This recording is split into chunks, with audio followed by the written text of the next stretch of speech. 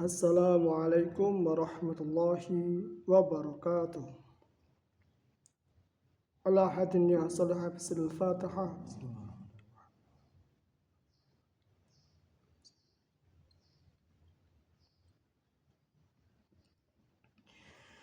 Ila hadratin Nabi Mustafa sallallahu alaihi wasallam wa ala alihi wa sahbihi wa ali baitihi wa sahbihi ajma'in asyhadu ila al-fatihah. Ya na'budu wa iyyaka nasta'in wa ila imam Abi Hamid al-Ghazali lahul fatihah. Bismillahirrahmanirrahim.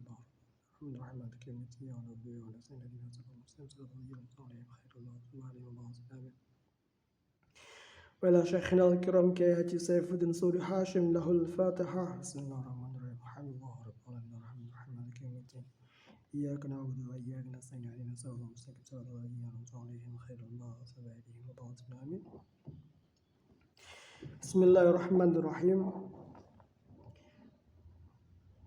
Masih dengan para mustahdirin tadi, bahwa kalau kita benar-benar jujur dengan bagaimana gedeknya kita dengan para mustahdirin itu, bahwa tidak hanya kluster dengan nada-nada sumbang yang kemudian mereka aransemenkan dalam metabolisme lagu-lagu kebangsaan di dunia manapun di seluruh dunia ini, di mana kemudian pada tipenya mengerucut kepada satu harus dalam serumpun, dan itu lebih sumbang lagi buat kita.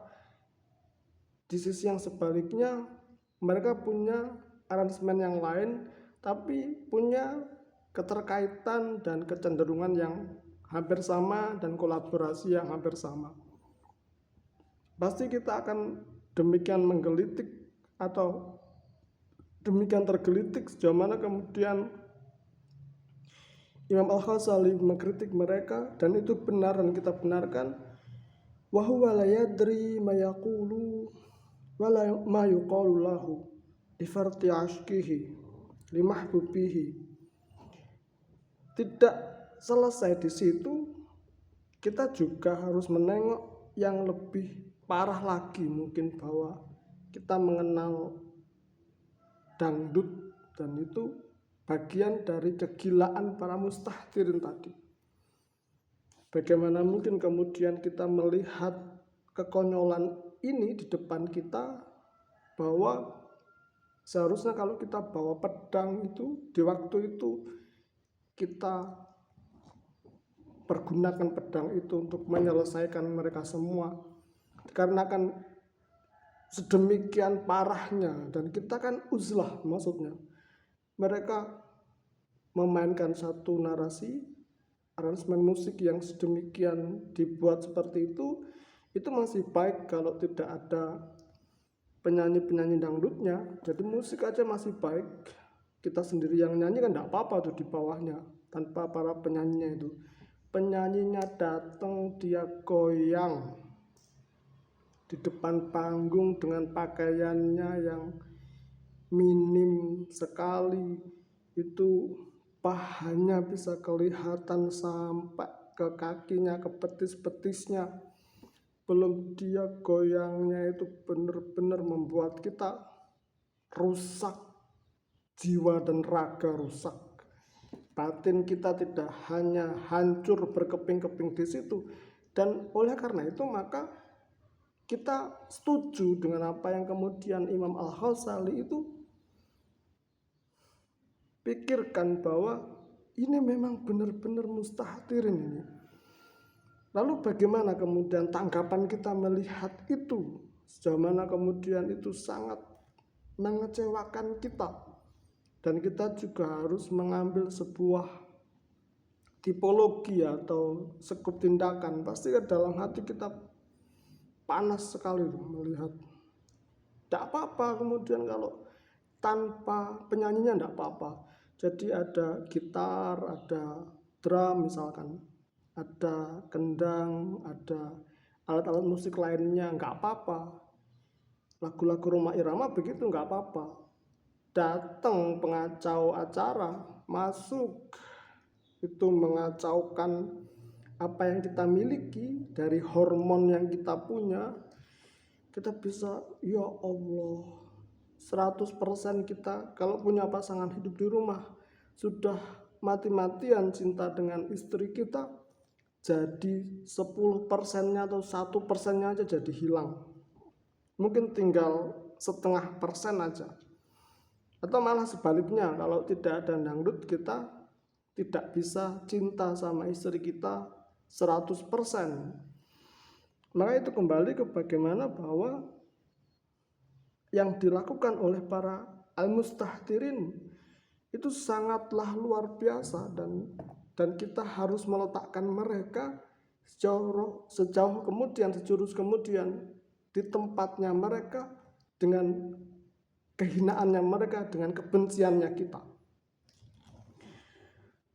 Yang mana kemudian seperti yang saya sampaikan bahwa kita punya konsep kitab ini bagus sekali, turun daripada kitab ini menjadi Al-Barzanji bagus sekali, kemudian keluar dari situ sosok Salahuddin Al-Ayyubi bagus sekali, dia sangat baik sekali, dia memuliakan agama ini, dia memerdekakan keberagamaan ini. Muncul samaknya Jalaluddin Al-Rumi yang kemudian membantu kita untuk berkonsentrasi. Kok kita harus kemudian berkecimpung di tengah-tengah kehinaan para mustahtirin, apalagi sampai jogetan seperti itu? Bagaimana perasaan kita secara objektif? Kita punya pilihan-pilihan yang secara periodik membangun akal kita, tetapi kita memiliki sebuah masalah para mustahtirin di depan kita. Karena sekali lagi juga saya sampaikan, di sisi itu, dari sebaliknya, besok tanggal 25 Desember 2024 ini adalah puncak daripada lawannya Salahuddin Al-Ayyubi dengan hadirnya para Crusaders. Dan kita berada di tengah-tengahnya mereka. Kita memiliki tanggung jawab moral yang sangat besar untuk memikirkan itu. Dan kita harus menjaga apa yang menjadi lisan kita. Kita harus menjaga apa yang menjadi pikiran dan perasaan kita. Kita harus menjaga apa yang berada dalam hati kita. Lebih jauh daripada itu, kita harus menjaga perasaan orang lain, pikiran orang lain, isi hati orang lain, bahkan perspektif yang keluar daripada mulut orang lain. Kita niscaya harus menjaganya agar baik dan agar kembali kepada Allah dalam kebaikan yang tertinggi. Lalu bagaimana kita merespon realitas yang sedemikian ini? Berpegang kemudian pada yang dalam ta'limul muta'alim itu lakukan, ada sebuah cerita, dan mungkin karena ketakutan pada wa ila ma yukhalisu min mahdzuratin yata'arudu laha bil mukhalatah, ada seorang ulama yang kemudian dia menikah dengan seorang penyanyi, seorang biduan. Jadi kenapa ada sikap yang secara konsep mengesalkan sama sekali, secara pikiran tidak mengesankan, tetapi ada ulama yang kemudian dia memutus kompas jarak daripada pemikiran kita, jarak daripada perasaan kita, jarak daripada hati kita. Bagaimana kita menimbang kemudian apa yang di dalam ta'limul muta'alim itu ceritakan? Atau kembali daripada itu semua, kita mengambil sebuah keberagamaan dengan konsep penuh kecurigaan bahwa wah, ini ta'limul muta'alim ini keliru nih sebenarnya, atau ya itu keliru tuh sebenarnya. Kita menampik semua kitab-kitab itu dan kita mengambil apa yang kemudian kita simpulkan sendiri. Kita punya pilihan di sini, dan pilihan itu berangkat daripada apa yang kita miliki, apa yang kita kemudian sanggup pahami, dari apa yang kita pahami, dari apa yang kita ketahui tentang Islam itu sendiri. Karena 100% kita adalah seorang muslim yang kafah, yang kemudian tidak boleh kita meninggalkan uzlah sama sekali, yang mana kemudian bahwa di dalamnya ada satu kesempatan yang lebih sempurna dibandingkan kemudian tenggelam dengan apa yang menjadi realitas dari munculnya para mustahdirin. Di luar itu bahwa ragamnya pun tidak cuma satu, bahwa meskipun kemudian kita melihat yang misalkan punk gitu, rapi, pakaiannya rapi, semua dikancingin semua, celananya rapi, tapi dari celananya aja kita sudah tahu tuh anak punk tuh, kalau dia itu meskipun rapi gitu, kalau memang dia rapi terus dia benar, kan dia sarungan.